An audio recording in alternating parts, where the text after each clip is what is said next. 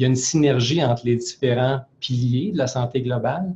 Et pour aider un muscle, on peut aussi penser qu'on doit nourrir notre muscle adéquatement. On doit penser aussi qu'on doit pouvoir permettre une relaxation de ce muscle-là en gérant nos émotions puis en relaxant d'un point de vue psychologique. C'est ça un peu la synergie qu'il y a entre les différents piliers de la santé globale, de sorte que le moindrement qu'on améliore notre mode de vie sur plusieurs plans, on obtient au bout de la ligne un effet positif pour l'organisme entier et pour notre vie entière et notre être entier. Il y a bien des considérations quant aux aliments. Dans le chapitre particulier sur l'alimentation dans mon livre, il y en a 14 qui sont énumérés. Alors, je pense que pour entrer dans ces détails-là, il faut vraiment aller voir de quoi il s'agit.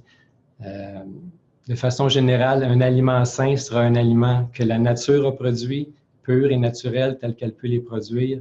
Et dès le moment où on trafique notre alimentation, bien, on altère un peu sa pureté et on peut à ce moment-là la considérer,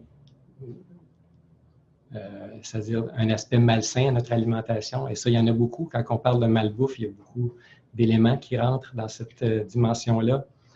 Je pense que ce serait il y a beaucoup entre deux, mais le but encore là, c'est de faire de notre mieux puis améliorer cet aspect-là de notre vie. Avec les informations qu'on trouve dans les livres éducatifs, c'est un bon point de départ. La base sur laquelle le cancer se développe, c'est encore l'inflammation au niveau cellulaire et c'est encore aussi la déprime de l'immunité, une défaillance du système immunitaire qui permet la croissance des cellules cancéreuses.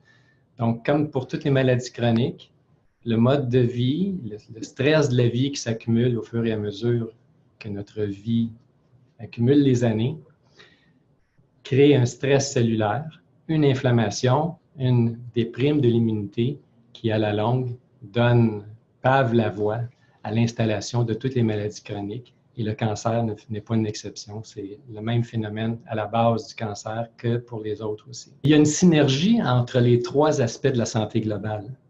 Donc, optimiser son statut nutritionnel par des aliments sains.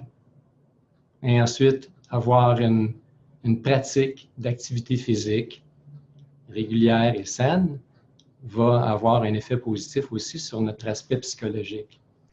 Et donc, il y a une synergie entre les trois, ça prend les trois, c'est ce qu'il faut retenir, je pense, comme principale chose à se souvenir, c'est qu'on ne peut pas juste faire attention à notre alimentation et penser qu'on peut s'en sortir ensuite avec la sédentarité ou avec des émotions malsaines. Donc, on doit agir sur les trois aspects. Et j'ajoute même le quatrième, c'est-à-dire notre posture, on n'y fait pas assez attention. Et pourtant, il y a des stress physiques importants, des stress mécaniques sur notre colonne vertébrale qui ensuite se reflètent dans notre système nerveux et qui ne nous aident pas lorsqu'on laisse notre posture affaissée.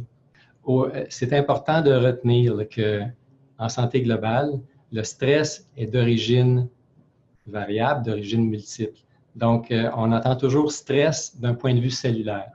La meilleure façon de gérer le stress, c'est de le comprendre aussi d'un point de vue cellulaire et de faire en sorte qu'on optimise autant l'aspect nutritionnel de notre vie que l'aspect activité physique de notre vie et que l'aspect purement psychologique ou psychique de notre vie. Donc, gérer notre stress, il y a bien des façons de le faire.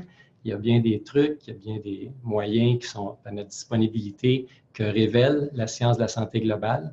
Et le but de ce webinaire était une information un peu théorique, j'avoue, mais les 2/3 du livre, donc après la partie plus théorique qui consiste en les 70 premières pages, vous avez tous ces moyens-là qui sont à votre disposition, qui sont très pratiques et très, comme je le disais au début du webinaire, très simple et efficace, et donc à portée de chacun.